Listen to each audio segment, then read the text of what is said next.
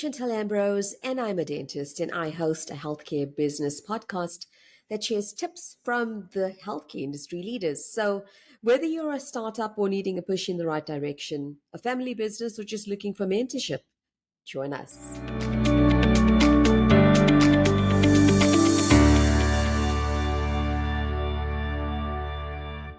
So, welcome everyone. You are listening to Chantal, and we're talking to one of the movers and shakers of dentistry, Dr. Dineshen Govender. So, he has 10 practices nationwide. He is the part founder of the Smile Bar, and we're going to be talking to him to give us a few tips and to share his journey of the do's and the don'ts, the good, the bad, and the ugly of getting into multi-practice business. So, welcome, Dr. Govender. We're really excited to have you here. Thank you so much for that, and I'm really appreciate the opportunity to be on your show. And I really appreciate the fact that my opinion here is valued, and I hope I can give you some good insight on what's happening and how we do things.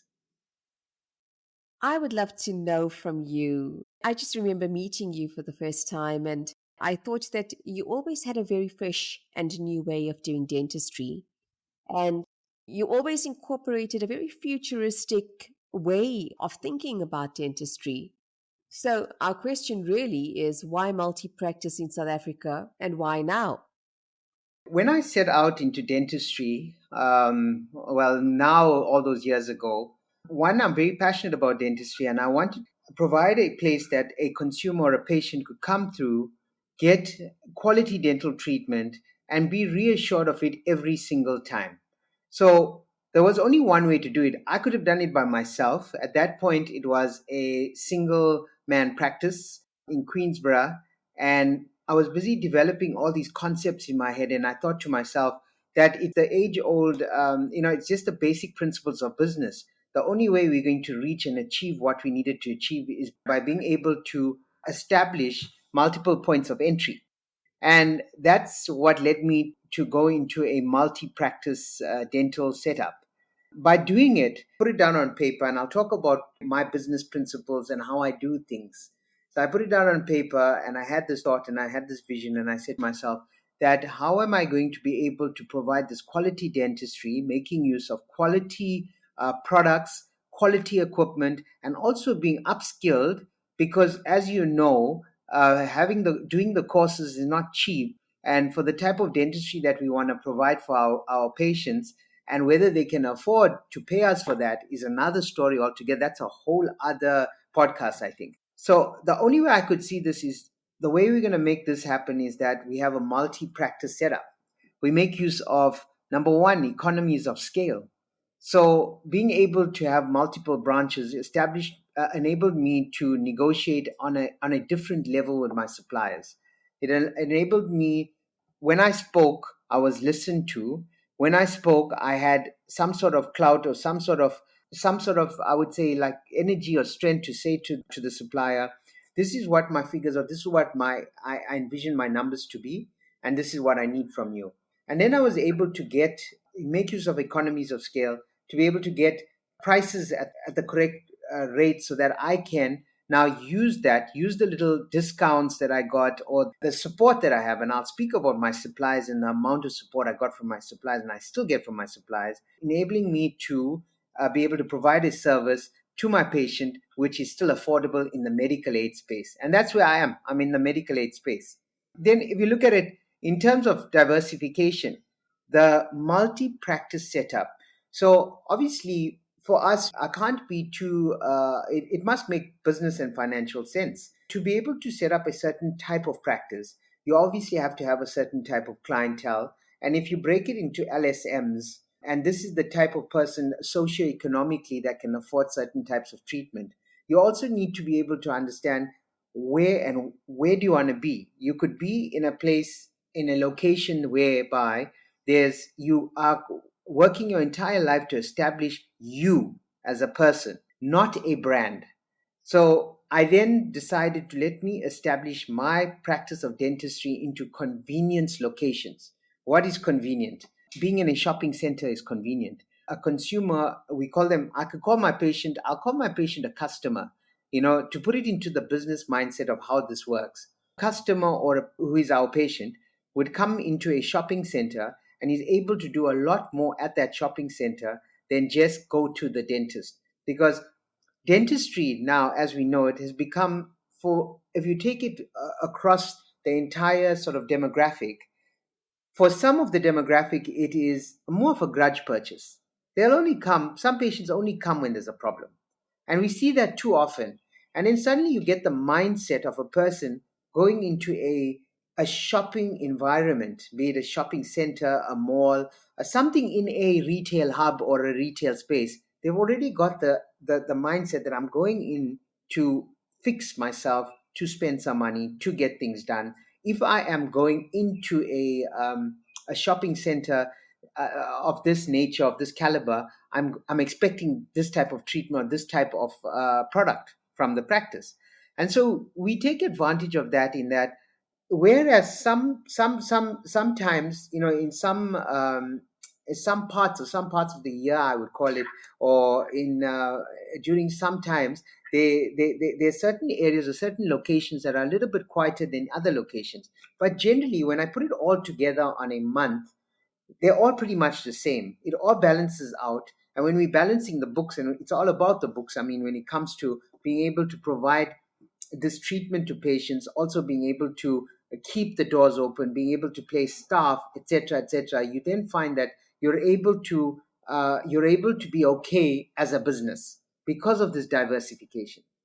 So that's really quite an amazing story. So multi-practice for you actually has enabled you to establish yourself in quite a number of different avenues. And the one that is most highly impressive right now are some of your smile bars. I think the accessibility of it is tremendous.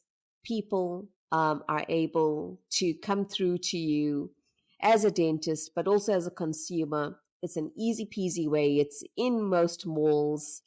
And I would love to hear a little bit about your smile bars and how that came about.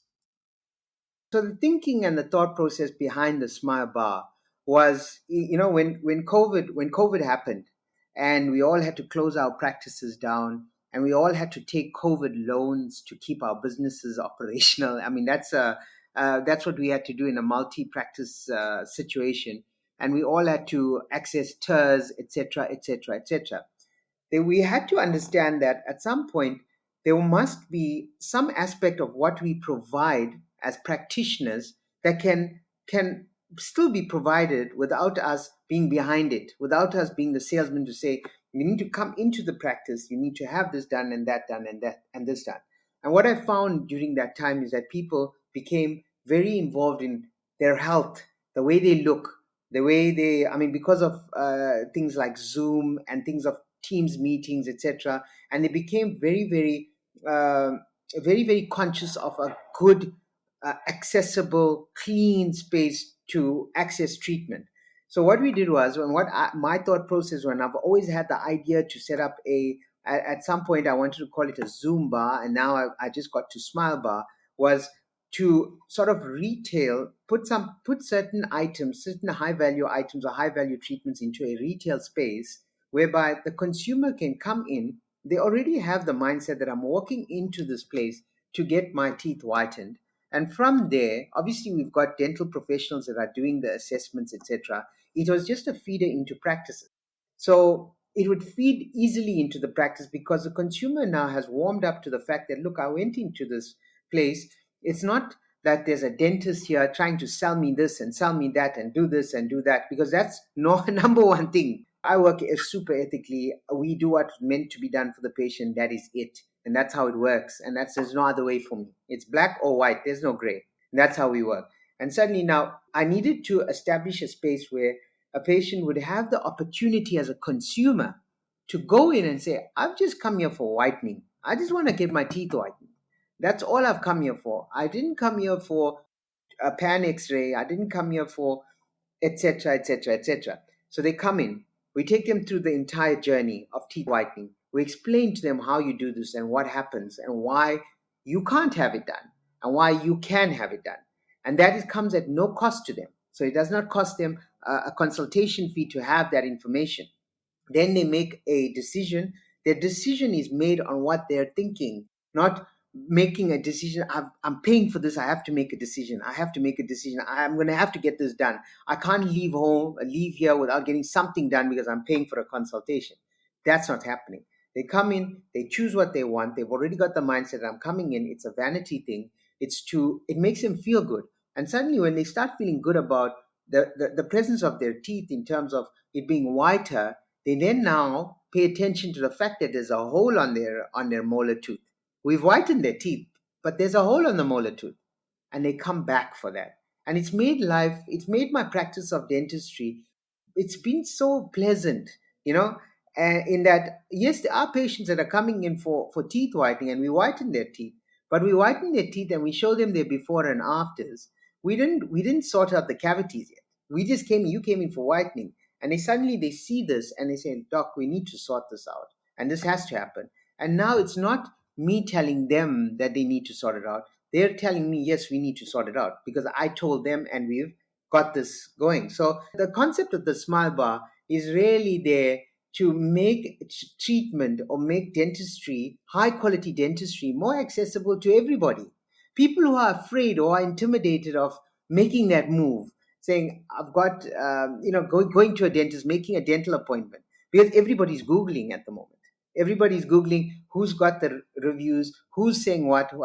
When you Google the smile bar, you just feel good. What you see on the internet and what you see out there is just feel good stuff. And people come in and then we filter them through to our practices or to a practice. So it's not necessarily, I've got patients that are coming from other dentists, and they filter back to their dentist, and there's a few dentists that I can, and I'm grateful for their referrals, because what happens is they call me and they said, you know what, my patient has now noticed what I've been telling them for such a long time, and now it's becoming that easy. So the concept of the smile bar, it's cosmetic, but it's also there to correct and to retail a treatment modality that doesn't necessarily require us to pick up a drill or do anything of that sort. But it's something that is a procedure driven, or it's a process driven sort of treatment where this is the process. The patient comes in, you have to retract, you have to isolate, you do your stuff, and then they get results. As opposed to technically we need to do this, the nerve, etc., etc. So that was the whole concept of the mindset behind the smile bar. And you'll never believe, I mean, it's been an incredible response, and I anticipated a good response, but it's opened up so much more in our practice of dentistry, in the family dental care group, and I'm sure for the practitioners whose patients have been coming to us, and when they go back to them, it's also opening up that. Yeah. And in location wise, we're in Hilton alongside our practice. We're in La Lucia Mall, which is, our practice is downstairs at the mall. We're in a retail space upstairs. We're in Santon at the moment, and we've got a practice that we've established in Santon as well. So, congratulations. Yes, that is amazing. So, you're in Hilton, you're in Lelusha Mall, and you also have a smile bar in Santon. So, I know that you are also part and parcel of a partnership in Santon. So, this is really quite remarkable. Now, the other thing I want to share with our listeners is that you also offer your own products. Will you be able to give us some tips and some secrets to how did this journey come about? How did you know what product to put out in the market, and what are the step by steps for you to get your product launched? So let me tell you about the product. So I'm very passionate, as I told you, about dentistry. I love everything. I love the gadgets. I love the products. I love everything. When I found, or I got wind of very early in my career of the IDS, the International Dental Show, it was my mission to get there one day. I just wanted to go. It's in Cologne, Germany. It happens every 2 years. It happens, and I really needed to get there. So it was 6 years ago that I went to my first IDS.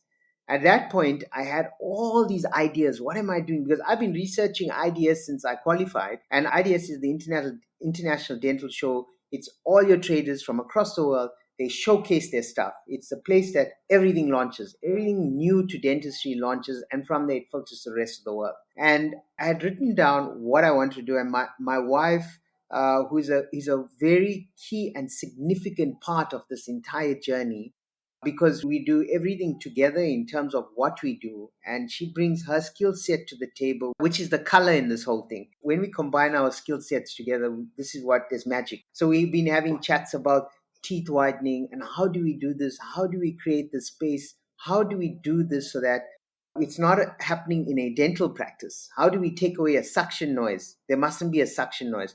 How do we get rid of a compressor? How do we get rid of a front end, etc., etc., etc.? So we get to IDS. Malini and I, Malini is my wife, we both go to IDS. She's not a dentist, but she shares a lot of my passions and I share a lot of her passions. I get excited for things, her milestones, and she mine, and that's how it works. And so we go to the IDS and we start our mission at IDS. IDS is about 5 rugby fields of traders, and we eventually got to a point where we found a brilliant smile, which is it is a family run, family owned company that is in Sweden, that we started talking to, and we then also established relations with. The smile bar concept was established with European, 2 French guys that are now in the East, and we all sat together and we established this concept and we decided this is how we're going to go about doing things. And so, in order to bring anything or import into the country, you first and foremost have to have a SAPRA license, importer's code. You also need to have your products vetted. So all our products are completely vetted. We had to submit tons and tons of paperwork to SAPRA. They go through the constituents of the products to see that it's acceptable here, it's safe for patient use and consumption, and then it is registered on our company for as exclusive importers and resellers in the country. So, and that's what I did. It took us about 2 years to get everything, all the products sorted out. In the meanwhile, in the background, the Smile Bar guys were busy setting up the concept, and then the concept came. And then when we were ready to hit, it wasn't just we woke up one day and, right, we're going to do this. It sort of happened. And COVID is what gave us that, just said, right, it gave us that push to now let's get this going, because there has to be a way and a means for things to still continue in the event of us not being there. I had COVID. I wasn't practicing for that 14 days, 15 days. Then there were dentists within the group had COVID. There were staff, so there were practices just closed.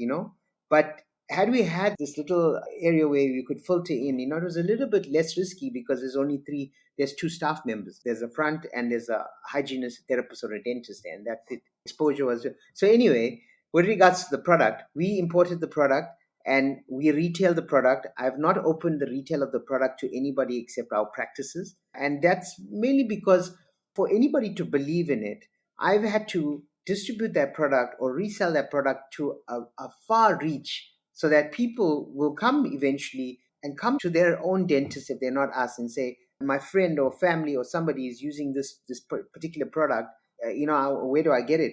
And so that dentist will obviously, we start opening up the retail to dentists, etc. That's Brilliant Smile, and it's brilliant products. It works. As dentists, we know the story. We've been through so many products, that teeth whitening toothpaste, this, that, and the rest. But this product, it's developed specifically for them. It has all the characteristics that are required, the good characters that we need for healthy gum health, healthy oral hygiene, healthy oral health. But it also helps with the teeth whitening.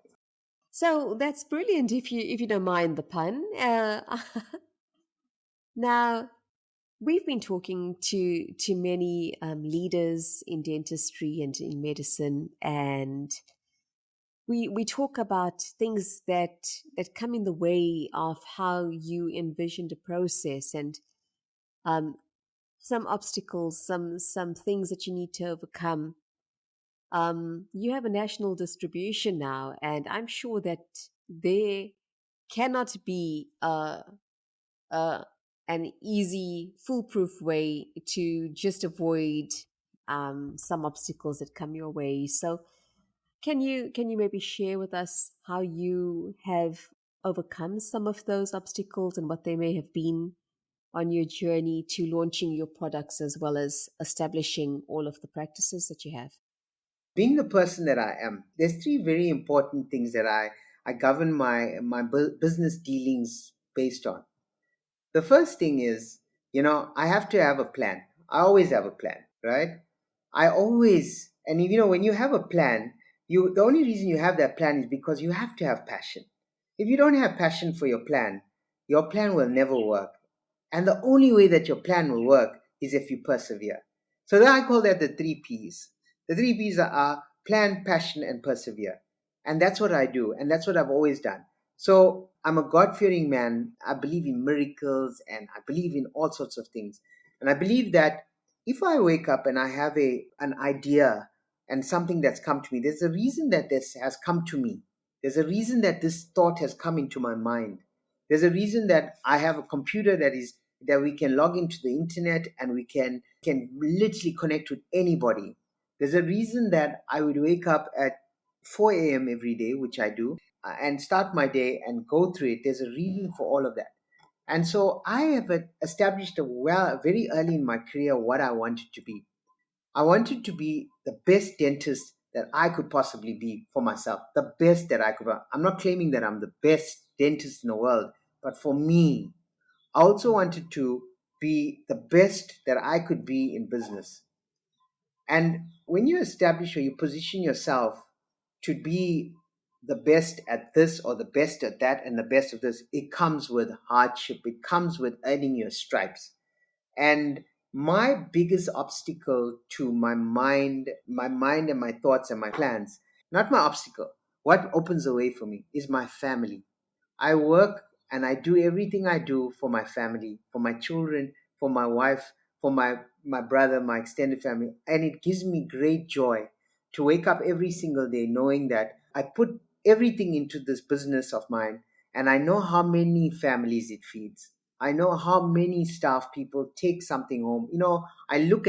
We have all these WhatsApp groups and I look at people talking and when I go to visit a practice and I see these relationships that have formed between the staff and between the dentists. They're like really good friends. And this happened because they all came to this business called Family Dental Care, this dental practice. There was this young, at the time I was a young man who had this vision or this idea to create something where it'll touch more than one person while I'm working in one room. And that's exactly what happened. And the obstacle I have is that I'm getting a bit older now, and I can only do so much with two hands. If I had maybe two more hands, I'd be okay. I'd be fine. And for most of it, it's been great and it's been good, but it comes with a lot of sacrifice. I mean, I work today is Sunday. I'm sure I can say that, and I worked this morning. I worked this morning at the practice. We saw our patients. We did what we needed to do, and that's fine. And I don't see it as a problem. But as soon as you start identifying certain things as a negative, then it becomes an obstacle. If I'm waking up at 8 o'clock, so let's just take my weekly travel. My weekly travel on a Monday, I'll travel to Waterfall, which from where I live in the Amschlange area. From there to Waterfall is a 30 minute, 35 minutes. I'll drop the kids off, then I get to work. Right, I'm there at 8 a.m. Then on a Tuesday, I go to Queensborough. That's another 20, 30 minutes. Then on a Wednesday, I go to Hilton, which is an hour, 20 minutes. That's one way. Then it goes on, and so it goes on. But what I see that time as my time to plan, my time to-do list, my time to put into operation what I'm thinking, like the plans to marketing, the plans to procurement, the plans to our clinical directors, the plans to our managers. So that's my time. But maybe somebody else would see it as an obstacle because it is an obstacle to get on a road, high peak traffic, and you're driving through all of this. It is an obstacle because anything can happen on the road, and I've never seen it that way. I always see the best in anything that I do. I see the best in everyone that I engage with, and I believe that there's a reason that everybody cross paths. And I also believe that the energy or the little knowledge we're constantly learning because I do not know everything. Today, I've learned so much about the ins and outs and the background stuff about podcasts, about your mics and about your headphones and all sorts of things. I mean, we're learning every single day, and that's exactly where we are. So, when you say, what are your obstacles? Yeah, sure. We financially, it's not easy because we financing things and we taking that risk, and it's a risk. Now you go to a bank with a business plan, say, bank, please believe in me, do this, do that. Sometimes you get a crap rate.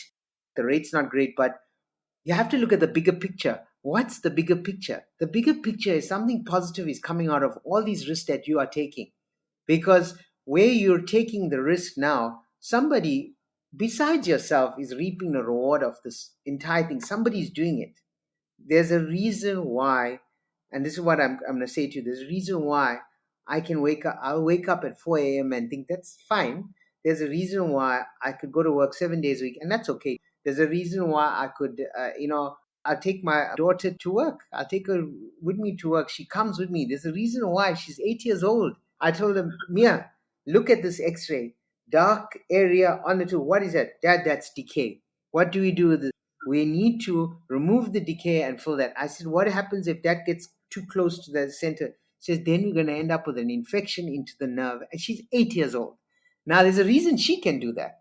Now, she's not waking up saying, oh, it's Sunday. I have to go with dad to work. Oh, she's coming. She's excited. And I'm excited. And yeah, I don't know what I can say in terms of obstacles, but I can say that the obstacles in your life is what you make it out to be. Everyone has obstacles, but if you really think hard about that, those obstacles could be your stepping stone to bigger things. Like, I know if you take an obstacle, like somebody's out there saying, but I don't have those access to that kind of funding or privileges. I'm looking for the word. I can't find the word now, but I don't have access to that. Everybody has access to everything. I can tell you stories about people who came from grounds even worse than zero, and that's my mom and dad. And I'm sure most people have a story about their mom and dad. But my dad and my mom came from absolute zero, and they came up and they gave us what they go. My family or my cousins, and my brothers, we are the first generation graduates in our family, come from very, very humble beginnings, but they didn't stop. They had obstacles. They had zero money, zero degree, zero, nothing to their names, but they made something up. So I look at that. I don't know. I can't tell you what my obstacles are. I turn it into positives. I turn it into stepping stones. I turn it into something I can learn from, and I move forward with it. Okay, so I see that your journey is about positive thinking, and I think that your leadership is about positive thinking. Just the idea that obstacles are those stepping stones that really push you that much further and accomplish so much more than even what you set out to do.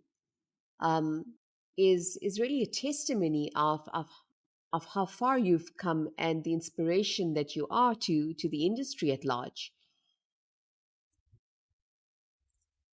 Now, a lot of people, require a bit of a mindset change when it comes to obstacles, and I see that you lead your entire team knowing that if things are going to get tough, then you just sort of adapt and change. So, where do you get that mindset change from? Has that been something that has always been part of your journey? Um, who are the people that have inspired you, and where has that mentorship come from? And I'll tell you, I'm gonna go into the story. My dad was a guy that, he the one thing he taught us, and this is both my mom and dad, but my dad's late now, and we did it. He was my best friend, and he taught me resilience.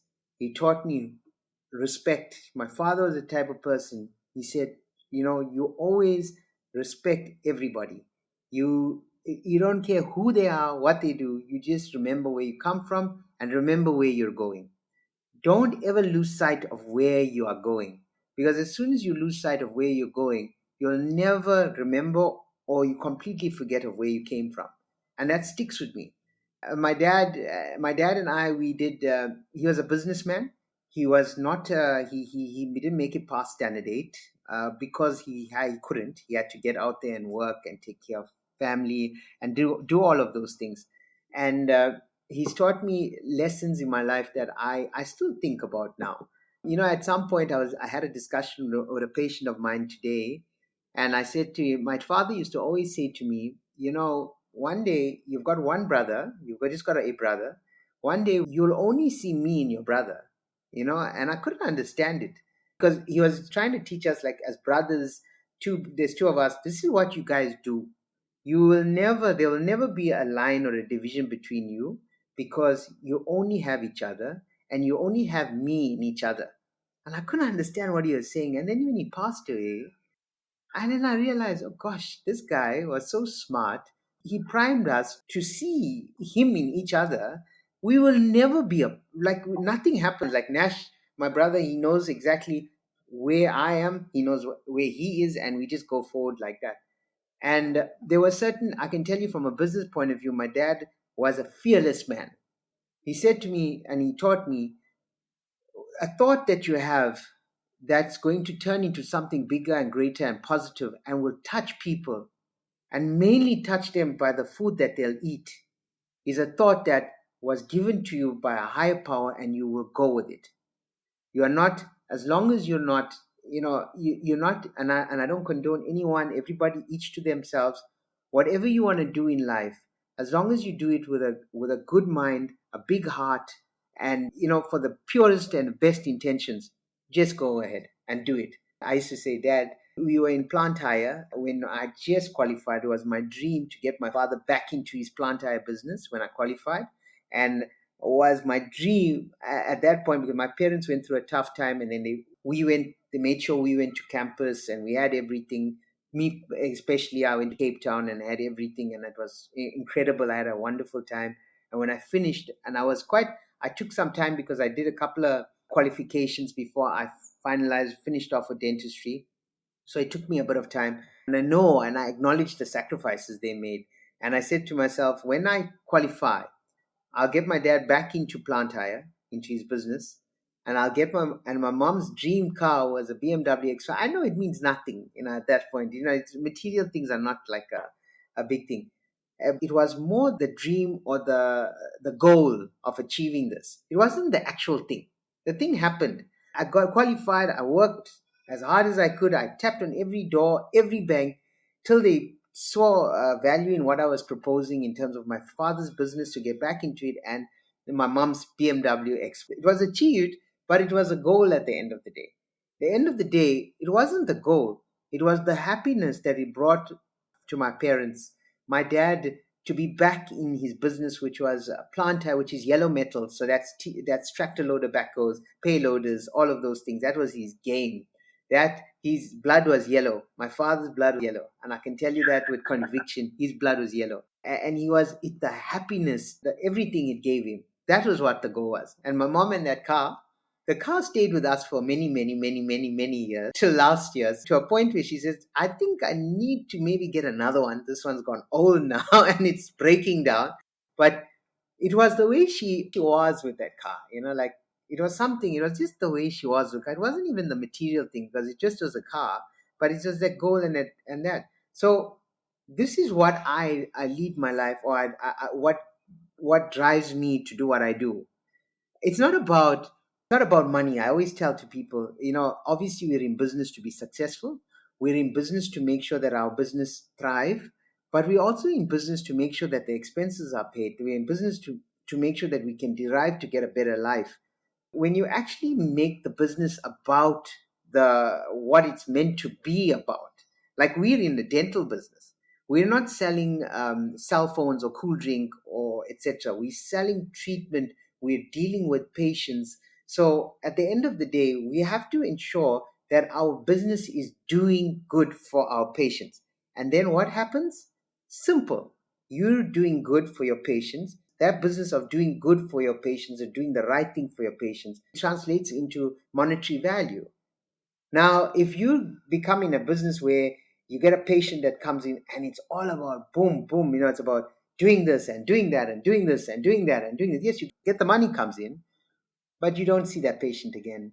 You don't see, your business does not establish. You start to service the same patient because that patient will either only believe in you and they just think that that's just the only place I can go to, or they just they don't have time to go find somebody else. And here we are, and I can give you the statistics as a group, and I know it's quite more, and my wife will give it to me properly, and I know we probably see over a group of 10 practices, maybe over 1,000 new patients a month, maybe more. These are new patients coming through the door, and I think that's incredible.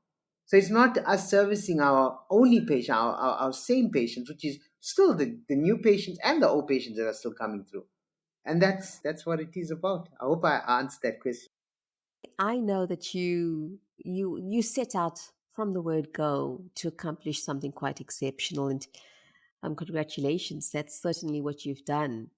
And we've been talking about the amount of energy that it takes, and um, we do know that people on the whole that do more accomplish more.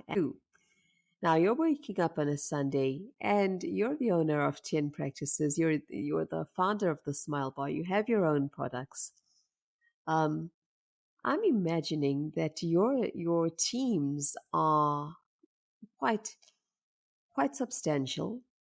And what are the ways you have discovered that keep them together? How do you touch base with every one of your teams? And what is the management of that like? So basically, in anything that you do, and I tell this to everybody, start how you want to finish. So for example, I start, I believe in leadership from behind and not from the front. You lead from behind, and you're able to watch people grow, and you'll be able to identify weaknesses. You lead from the front, you'll identify strengths every time, because for you to be in the front, you need strength behind you.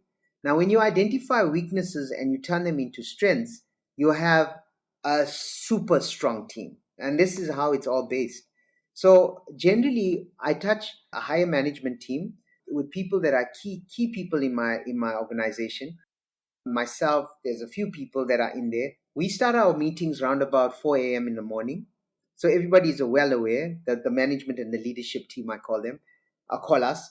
We start with our meeting there, and we send out the to dos and what needs to happen.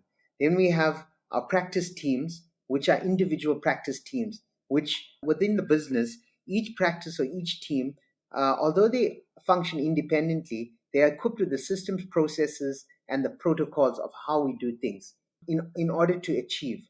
Then we have you got the back end team, which is I mean, there's no business. A business is not a business without a good and a strong administration team.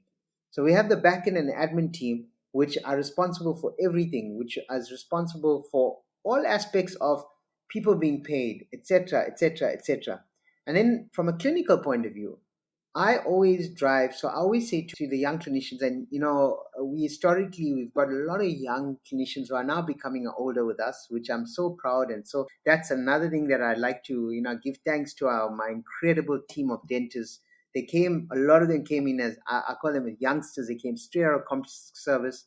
They sat over my shoulder for months before they got into a practice, and now they're better than me. And I'm so happy. I'm glad. They do things that I just, I have to tell you, I'm in complete awe of to see them practice, and with such ethics, with such knowledge of that. I'm not entitled. They don't have entitlement. They just go in and they do what they need to do. There's patients coming through the door, and they make good on that, and they do the best for them. But that's my team. And so what happens is everybody sort of knows how the processes and systems work. Everything is built on a system and a process. So we have a policy for everything. So if there's a patient complaint, we have a system and a process for that. If there's patient compliment, we have a system and a process for that. If there's an account, we have a system and a process for that. And that we developed, myself and the team developed over a period of this, 15, 12, 13 years now. So that's how we got to that. So everything is built like that. And then we've got a leadership team, we've got the smaller teams, we've got the admin team, and we got the clinical team. The clinical team, we have meetings quite often. We have a mentorship. I'm always on a WhatsApp or a call, etc. We get to everything. So we're constantly sharing cases. We're learning how to do things better.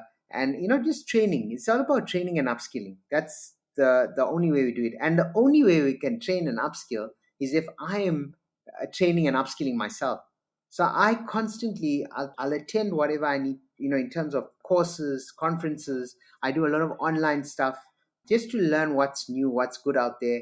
And that brings me to a big aspect of where our practice is going, and that's artificial intelligence. And artificial intelligence and the world of digital dentistry and what it's done for my practice and what it's going to potentially do for my practice going forward and for every other practitioner in the world. It is here, it is now, it has to happen, it has to be embraced. So we use a lot of technologies at the moment. Yeah. So, what is the Dr. Dineshen Govender when he goes home? What is your daily stress reliever, for instance? 5 a.m. exercise session with my wife. So we do exercise at 5 a.m. Have you taken any advice that didn't work out in business, and what was that advice? The worst advice that I took in business: it won't work out. Where do you see yourself in 5 years' time? Exactly where I am today, but with a bigger team and just a happier space. That's it. What are you most proud of? My family. Thank you, Dr. Govender. I know that taking out the time from your very busy life, where you're traveling across the country to just connect with all of your different projects that you got going, I want to congratulate you and wish you all the luck for the future. What you've shared with our guests has been tremendous, and I do think that you're one of the movers and shakers of dentistry. We really appreciate you in the industry. And we're looking forward to what else you're going to be bringing to us, just keeping it fresh and keeping it real. So thank you for joining us and being part of the show. We really appreciate you. Thank you so much for having me on. I really, really appreciate it, and I'll say it again. And thank you for hearing what I have to say. And if it helps, I'm an open book. Anytime anyone wants to reach out, I'm here. We have covered starting up and how to turn your vision into a business. And in our future episodes, we look at leadership, we look at multi practice success. Now, I'm grateful for you, and I would love to hear your ideas. What questions do you need answered? Please drop me a mail at behindasmile2@gmail.com. I look forward to hearing from you, and remember, you are heard, you are seen, and on this platform, you are invited. Let's make it happen together.